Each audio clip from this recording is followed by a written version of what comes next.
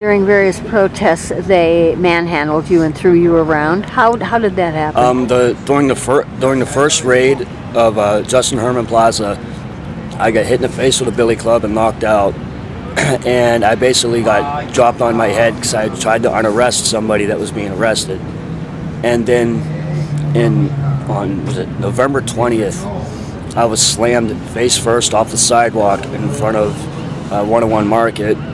And then in December, I was arrested at Occupy Berkeley's camp, and I was drunk and I was talking a lot of trash, and they had me hogtied. So they basically, sidewalk scraped me, as it's called. They leaned my weight forward and just let me go and dropped me on my head. I went from talking shit to unconscious, and I slept it off in the Santa Rita. And when I came out, I was having bad problems from it. And then the concussion from being slammed off the paddy wagon happened in March of 2012. So the police have really slammed you around a lot, and there's a big thing now with the football players, and they're receiving constant closed head injuries and getting all kinds of effects from that later in life. Yeah. Where they have clear brain damage from it.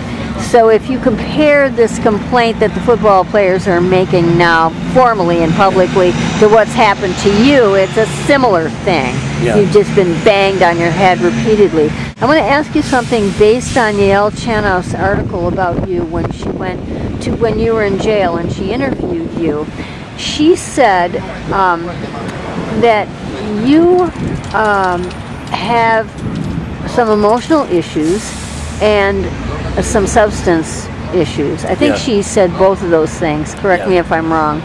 And that you joined Occupy to help you with that. Is that true? Yeah, when Occupy started, I was over in Berkeley shooting meth. And, I wanted to try to clean up, and people were afraid I was going to kill myself with it.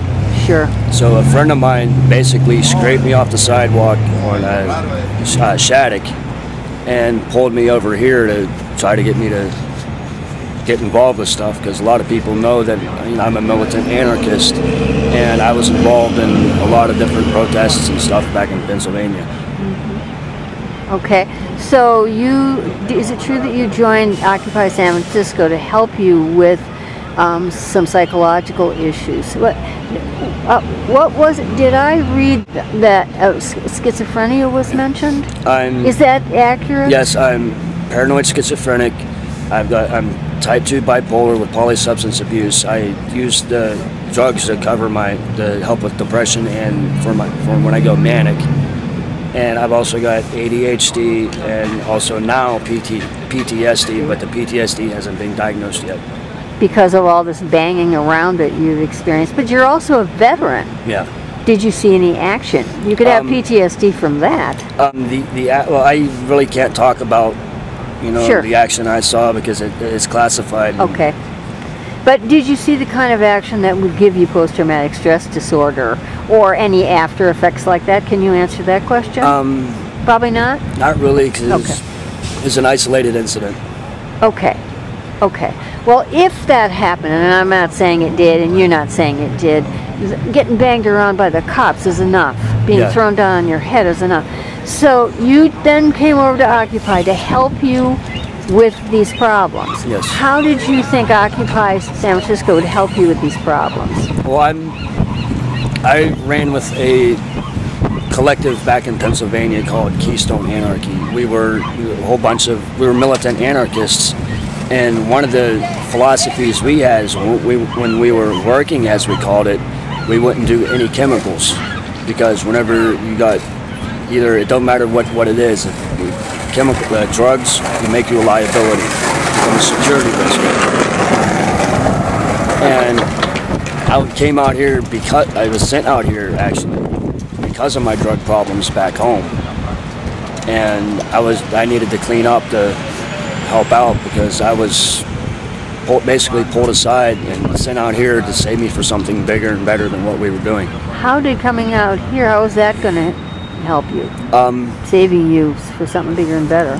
I was addicted to China White, which is a form of heroin. And me and a few people were doing a lot of it, and I was starting to act very irrational and saying really stupid things. And normally when I say I'm going to be doing things, I normally do it. And I was threatening to burn down stuff I shouldn't, people who were helping me. Yeah, is it safe to say that these drugs were a form of medicating your schizophrenia and your manic depression? Were you taking these drugs to medicate those things, or to keep the effects from being as bad as they might have been? No, at all? No, in 1999, I was in a real bad car accident. We hit a telephone pole at 85 miles an hour, and I broke my back. And the weather in Pennsylvania is kind of really weird, and bone injuries hurt a lot. You mean it's humid? It's wintertime, it gets 20 degrees and we get feet of snow. Yeah, got it. Okay. So are you saying that you had a physical pain, and these drugs help that? Yes. Yeah, okay. So then you got into this China White, which was messing you up big time. So they sent you out here thinking maybe to get you off the China White. Yeah. But you kept on with meth while you were here. When I came out here, I had a laptop, I had a dog. I was involved in the recording industry for a little bit of time back home. What did you do? I worked for Full Eclipse Records, which was an underground hip hop label. What did you do for them? I did a little bit of performing, but I did mainly like promotions and trying to get shows together. Are you a musician, play an instrument or sing or both? I'm a classically trained trumpet player. I played trumpet for 8 years in high school. I was an orchestra geek. Really? Yeah. And one of my main things I always wanted to do besides the military was recording, because my high school I went to had like 3 recording studios in there as part of our music program. And so I took them classes, and I really enjoyed them. So you actually did that professionally for a while? I didn't make any money on it. Like what I consider art, I never make any money. Whoa, hey, does anybody? No, I don't. I don't do it for the money. I do it for the love of it. Like the drawings I do now, I have yet to even sell any. I'll sit there and do one and just give it to somebody. You know what? I'm an artist. I have the same problem. I felt I loved it. I couldn't sell it. So that kind of kills your art career in a capitalist society, but that's another story. Yeah. So is it true that you then came over to occupy San Francisco you were saying to get off the meth? Yeah. And I think Yale said something about that. It also helped being in a tight social group. Yeah. Like with the other occupiers, having a sense of togetherness, sharing, and is that true? Yeah, because the camaraderie helps out. If you have when someone has a problem, and everyone, instead of being complaining about it and like swagging them or riding them on it, just sitting there, just helping them out, talking to them, and just being friends. So did OSF have the effect on you that you?